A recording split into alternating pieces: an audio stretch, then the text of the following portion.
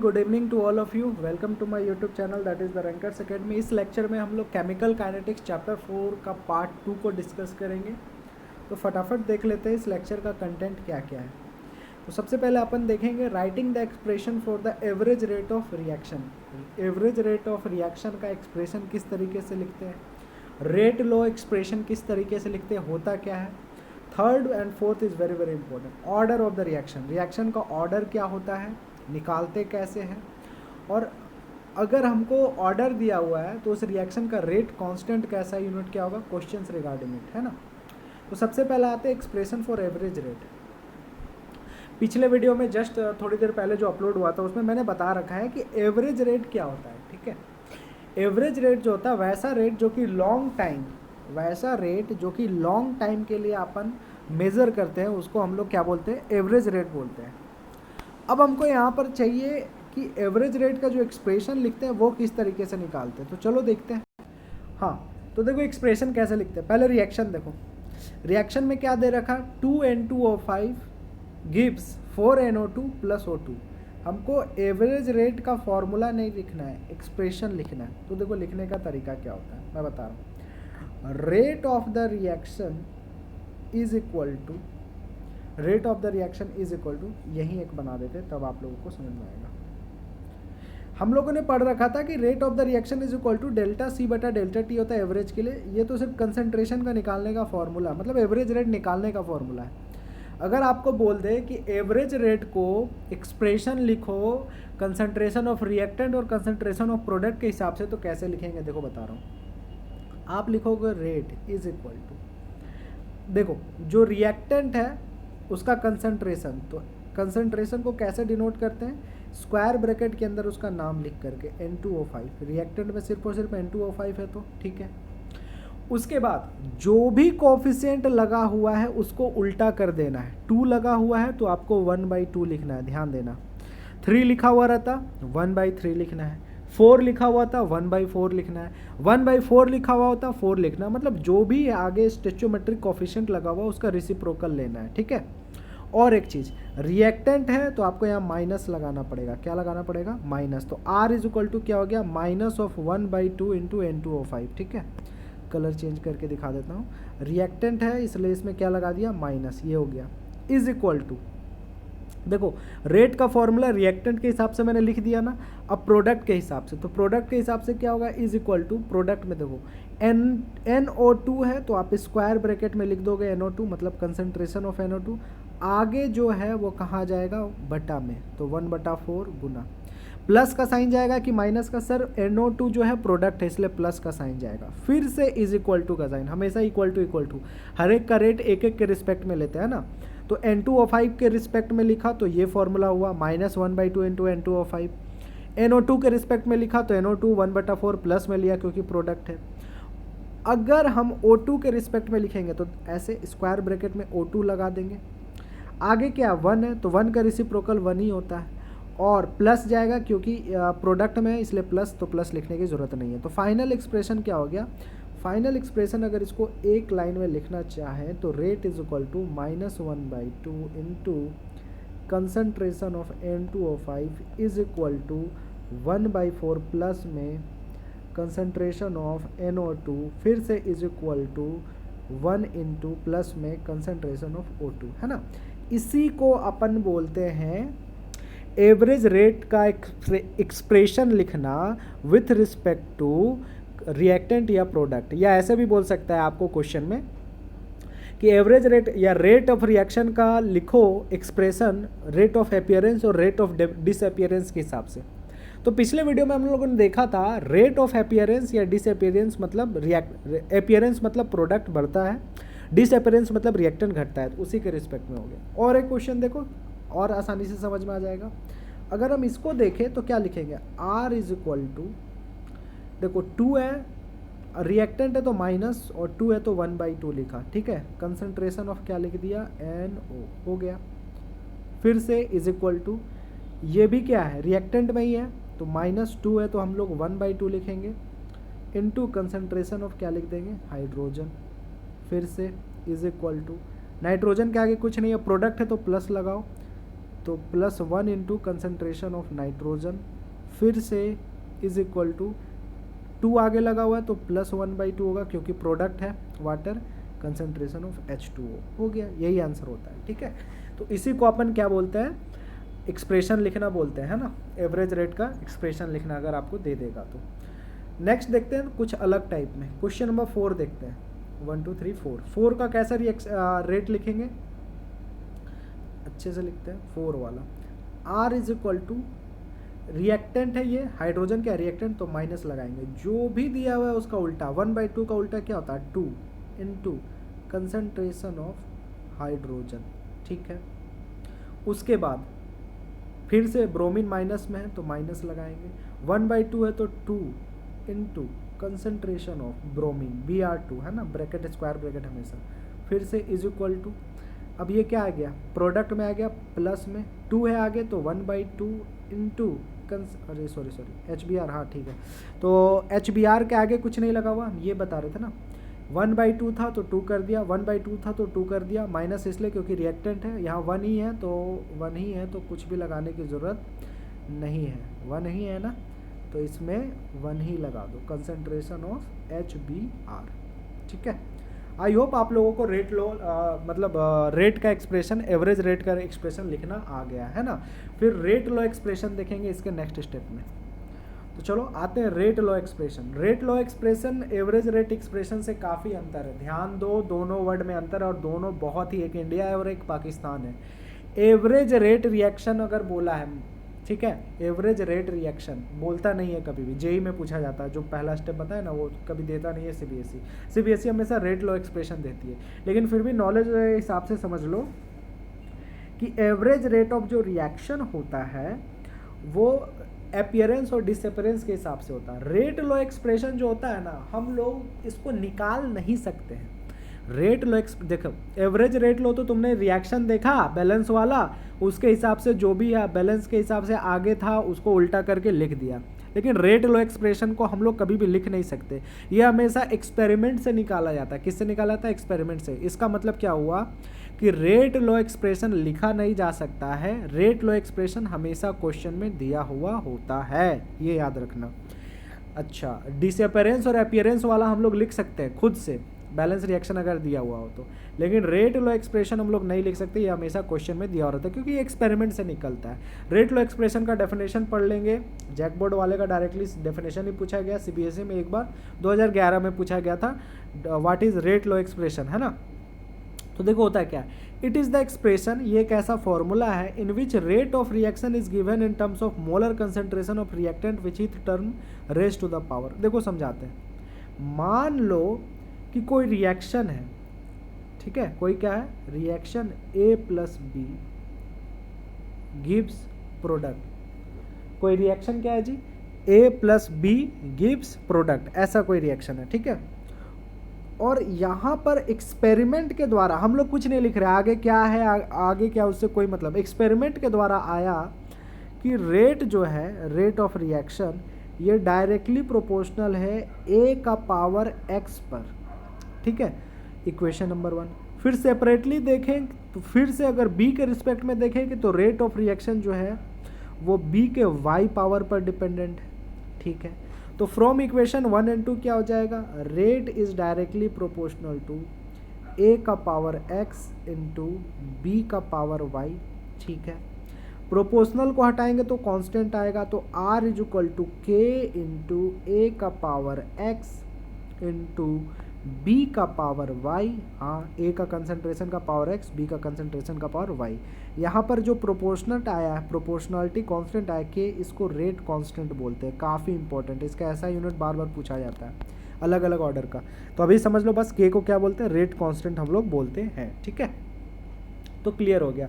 Rate law expression क्या है, rate लो कोई भी फॉर्मूला अगर तुमको क्वेश्चन में इस तरीके से दिया हुआ है, R is equal to K into A का पावर कुछ भी है, X दे दे, तुम्हारे बुक्स में M और N यूज किया, कुछ भी यूज कर सकता है लेटर, A का पावर X इंटू B का पावर Y, ठीक है। तो जब भी इस तरीके का कोई एक्सप्रेशन दिखे तो आप समझ लेना कि वो रेट लो एक्सप्रेशन है, R is equal to K into A का पावर X इंटू B का पावर Y। फॉर एग्जाम्पल मान लो हमने लिख दिया R is equal to K into A का पावर 2 इंटू बी का पावर 3, इस तरीके से। तो ये रेट लो एक्सप्रेशन हो गया। ये कभी तुमसे लिखने नहीं पूछेगा, ये हमेशा क्वेश्चन में दिया हुआ रहेगा, क्योंकि ये हम लोग निकाल नहीं सकते, ये एक्सपेरिमेंट से निकलता है, ठीक है। के के बारे में जाना, रेट कांस्टेंट क्या होता है। चलो अब सबसे पहले देखो, मान लो कि अगर r इज इक्वल टू के इंटू ए का पावर x है और इंटू बी का पावर y है, और क्वेश्चन में दे दिया है कि ये जो है बाबू रेट लो एक्सप्रेशन है। क्या है? Rate law expression. तो जो रिएक्शन का ऑर्डर होता है, ऑर्डर ऑफ रिएक्शन, वो हमेशा दोनों का पावर का ऐड होता है। मतलब एक का पावर x है और एक का पावर y है, तो ऑर्डर ऑफ द रिएक्शन क्या हो जाएगा? x प्लस वाई हो जाएगा।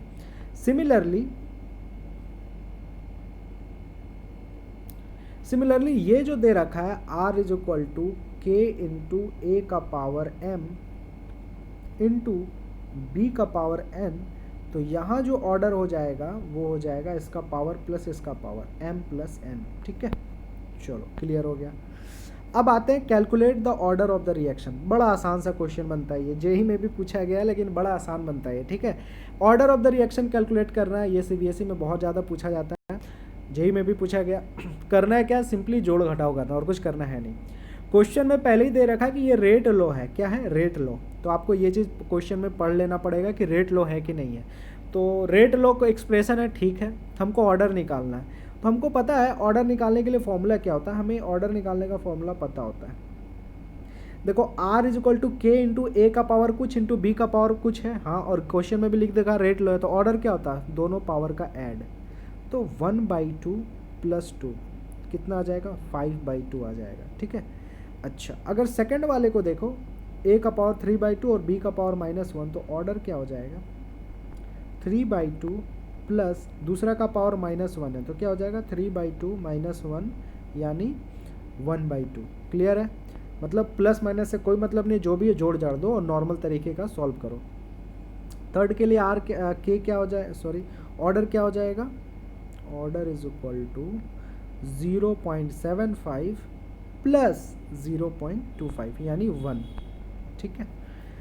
फोर्थ के लिए क्या हो जाएगा? आर ऑर्डर, सॉरी, ये हो जाएगा -0.6 प्लस 2 यानी 1.4। तो यहाँ से आपको क्या पता चला कि जो ऑर्डर ऑफ द रिएक्शन है, ये आपसे पूछा जाता है जैक बोर्ड और सीबीएसई दोनों में, 1 मार्कर में। ऑर्डर ऑफ रिएक्शन जो है वो पॉजिटिव भी हो सकता है, नेगेटिव भी हो सकता है, ज़ीरो भी हो सकता है और फ्रैक्शनल भी हो सकता है, बटा में भी आ सकता है, ठीक है। यह याद रखना, ऑर्डर ऑफ रिएक्शन जीरो भी आ सकता है, पॉजिटिव भी हो सकता है, फ्रैक्शनल भी हो सकता है, कुछ भी हो सकता है ना। नेक्स्ट आते हैं रेट कांस्टेंट। अब देखो रेट कांस्टेंट क्या होता है, उसका ऐसा यूनिट क्या होता है, थोड़ा समझते हैं।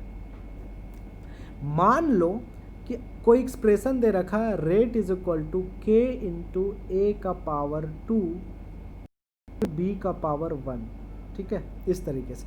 तो इसका ऑर्डर कितना हो गया? 2 + 1 3, मतलब थर्ड ऑर्डर रिएक्शन हो गया। अगर किसी का ऑर्डर 0 आता है तो उसको जीरो ऑर्डर रिएक्शन बोलते हैं। अगर किसी रिएक्शन का ऑर्डर 1 आता है तो उसको फर्स्ट ऑर्डर रिएक्शन कहते हैं। अगर किसी रिएक्शन का ऑर्डर 3 आता है तो उसको थर्ड ऑर्डर करते हैं, सेकंड आता है तो सेकंड ऑर्डर कहते हैं। कैसे ऑर्डर निकालते हैं? बड़ा आसान है, जोड़ देते हैं, ठीक है। अब बात आता है कि अगर तुमको ऑर्डर ऑफ रिएक्शन पता है तो तुम रेट कांस्टेंट का ऐसा यूनिट कैसे निकाल सकते हो? बिल्कुल निकाल सकते हो। देखो R इज इक्वल टू के इंटू, यहाँ समझो ये दोनों कंसंट्रेशन है ना जी, चाहे ए का कंसंट्रेशन हो चाहे बी कंसंट्रेशन, किसी का भी हो, मोल पर लीटर ही होता है। तो हम लोग इसको क्या बोलेंगे? कंसंट्रेशन है और पावर 2 पावर 1, पावर कितना हो गया? 3। तो अगर हम R बटा कंसंट्रेशन का पावर 3 कर दें तो हमको K का ऐसा यूनिट मिल जाएगा। हाँ, रेट कांस्टेंट K, R क्या? Rate of reaction. पिछले लेक्चर में ही पढ़ा है कि रेट ऑफ रिएक्शन का फॉर्मूला क्या होता है? मोल पर लीटर पर सेकेंड। याद रखना, मोल, लीटर का पावर -1, सेकेंड का पावर -1, ठीक है। कंसंट्रेशन का ऐसा यूनिट क्या होता है? मोल पर लीटर, है ना। उसका पावर कितना है जी? 3 है। कितना है? 3। ये समझ में आया? अब इसको सॉल्व कर रहे हैं। क्या कर रहे हैं? सॉल्व। तो देखो इसको जब सॉल्व कर रहे हैं तो किस तरीके से अपन आंसर ला सकते हैं, है ना।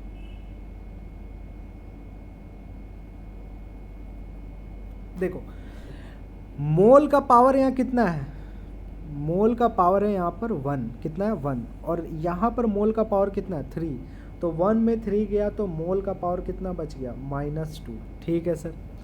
यहाँ लीटर का पावर कितना है, 3 है, हाँ 3 है कि -3 है। चलो इसको अच्छे से बताते हैं, तुम लोग को थोड़ा दिक्कत आ रहा है। देखो पहले इजी वाला बताते हैं। मान लो R इज इक्वल टू के ए का पावर 2 दिया हुआ है, ठीक है। तो हमको क्या निकालना है, ऐसा यूनिट निकालना है रेट कांस्टेंट का। तो कैसे निकालेंगे, R ये बटा में चल जाएगा, ए का पावर 2 इक्वल टू हो जाएगा के। R का ऐसा यूनिट क्या होता है, R मतलब होता है मोल का लीटर का पावर -1 सेकंड का पावर -1, ठीक है। कंसंट्रेशन क्या होता है, मोल पर लीटर होता है। तो इसको मोल पर लीटर को लीटर का पावर -1 लिखे, हाँ सर, उसका पावर 2 लिख दो और सॉल्व करो तो क्या हो जाएगा, मोल लीटर का पावर -1, ऊपर तो सेम रखा, नीचे क्या हो गया, मोल का पावर 2 और लीटर का पावर -1 को 2 से गिना किया तो लीटर का पावर -2 आ गया। अब यहाँ मोल का पावर 1 है, कलर चेंज करते हैं, मोल का पावर 1 है और नीचे है मोल का पावर 2, तो ऊपर आ जाएगा तो क्या हो जाएगा, मोल का पावर -1, ठीक है। यहाँ पर लीटर का पावर -1 है और यहाँ पर लीटर का पावर -2 है। लीटर का पावर -2 को ऊपर ले जाओ तो लीटर का पावर 2 हो जाएगा, 2 में 1 गया तो 1, मतलब लीटर का पावर प्लस में 1 आ जाएगा। और सेकंड इन्वर्स है तो यहाँ हमेशा सेकंड इन्वर्स रहेगा ही रहेगा। तो ये आपका ऐसा यूनिट हो गया, ठीक है। मान लो अगर कोई जीरो ऑर्डर रिएक्शन है, कैसा, जीरो ऑर्डर रिएक्शन, तो जीरो ऑर्डर रिएक्शन को कैसे लिखोगे, R इज इक्वल टू के इंटू ए का पावर 0, जीरो ऑर्डर रिएक्शन है। तो अब जीरो ऑर्डर रिएक्शन और फर्स्ट ऑर्डर और सेकंड ऑर्डर थर्ड ऑर्डर तीनों का ऐसा यूनिट पूछा गया है और हमेशा पूछा ही जाता है। कैसे निकालते हैं मैं समझाता हूँ। तो जीरो ऑर्डर के लिए क्या लिखेगा, R इज इक्वल टू के इंटू ए का पावर 0। फर्स्ट ऑर्डर के लिए ए का पावर 1 या ए का पावर 0 बी का पावर 1, कॉम्बिनेशन से भी 1 आ सकता है ना। मान लो ऑर्डर 2 लाना है तो कैसे आ सकता है, ए का पावर 1 और बी का पावर 1, या बी को हटा दो ए का पावर 2 ही ले लो, ऐसे भी कर सकते हो, ठीक है। तो देखो R इज इक्वल टू के इंटू ए का पावर 0 है जीरो ऑर्डर रिएक्शन के लिए। तो हम इसको क्या लिख सकते हैं, R इज इक्वल टू चुपचाप के लिख दे, क्योंकि ए का पावर 0 का वैल्यू 1 होता है, के इंटू 1 के, मतलब रेट कांस्टेंट का ऐसा यूनिट रेट ऑफ रिएक्शन के बराबर आ जाएगा। तो के का ऐसा यूनिट क्या हो जाएगा, रेट ऑफ रिएक्शन का फॉर्मूला क्या होता है, मोल पर लीटर पर सेकेंड। तो देखो जीरो ऑर्डर रिएक्शन का आ गया मोल पर लीटर पर सेकेंड। फर्स्ट ऑर्डर का निकालना है तो R इज इक्वल टू के इंटू ए का पावर 1, के ही निकालना है ना रेट कांस्टेंट, तो R बटा ए का पावर 1 इज इक्वल टू के। रेट ऑफ रिएक्शन क्या होता है, मोल लीटर का पावर -1 सेकंड का पावर -1। कंसंट्रेशन क्या होता है, मोल पर लीटर, मतलब मोल और लीटर का पावर -1 का पावर 1, क्योंकि फर्स्ट ऑर्डर रिएक्शन है। तो ये वाला मोल और मोल का पावर 1, मोल का पावर 1, मोल का पावर 1, मोल का पावर 1 कट जाएगा, लीटर का पावर -1 है, यहाँ भी लीटर का पावर -1 है, कट जाएगा तो बच जाएगा सिर्फ और सिर्फ सेकंड इन्वर्स। तो याद रखना फर्स्ट ऑर्डर रिएक्शन का रेट कांस्टेंट का ऐसा यूनिट सेकंड इन्वर्स होता है, s का पावर -1, ठीक है। ये पूछा गया, जेई में भी पूछा गया बहुत बार। नेक्स्ट आते हैं सेकंड ऑर्डर रिएक्शन के लिए। तो अपन को पता है कि R इज इक्वल टू के इंटू ए का पावर 2 हो जाएगा, तो R बटा ए का पावर 2 इज इक्वल टू के हो जाएगा। R की जगह क्या लिखेंगे, मोल लीटर का पावर -1 सेकंड का पावर -1, ये हो जाएगा मोल लीटर का पावर -1 का पावर 2। तो यहाँ मोल का पावर 1 है या मोल का पावर 2 है तो ऊपर चल जाएगा तो मोल का पावर -1, लीटर का पावर -1 ही -2 है, -2 ऊपर चल जाएगा तो +2, +2 में 1 गया तो 1, तो लीटर का पावर 1 और सेकंड इन्वर्स, ये इसका ऐसा यूनिट हो गया। थर्ड का भी इसी तरीके से हम लोग निकाल सकते हैं। आई होप आप लोगों को समझ में आ गया हो, ठीक है। तो ये था हमारा लेक्चर नंबर 2। लेक्चर नंबर 2 में बहुत ज़्यादा इंपॉर्टेंट क्या है, लेक्चर नंबर 2 में हम लोग एवरेज रेट ऑफ रिएक्शन का एक्सप्रेशन लिखना सीख गए, अपीयरेंस और डिसअपीयरेंस के हिसाब से। एक्सप्रेशन फॉर रेट लो लिखा नहीं जा सकता, वो हमेशा क्वेश्चन में दिया हुआ रहता है, ठीक है। आपको ऑर्डर निकालना है, कैसे, पावर को ऐड करके ऑर्डर निकालना भी सीख गए। रेट कांस्टेंट का ऐसा यूनिट हमने निकालना सीखा और टेबल भी देखा कि जीरो ऑर्डर का कितना होता है, फर्स्ट ऑर्डर का, तो वो रटना नहीं है, वो तुमको निकालना है। R इज इक्वल टू के इंटू ए का पावर 0 करके के का वैल्यू निकाल लो, तो के का ऐसा यूनिट निकाल लो, फिर के का वैसे ही फर्स्ट के लिए निकाल लो, सेकंड के लिए निकाल लो। और क्वेश्चंस हम लोग नेक्स्ट लेक्चर में करेंगे विथ रिगार्ड टू इट, है ना, कि ऑर्डर ऑफ द रिएक्शन से न्यूमेरिकल कैसे सॉल्व करते हैं। That's all from today's class, ठीक है। कोई भी डाउट हो तो आप लोग निश्चित ही पूछ सकते हैं।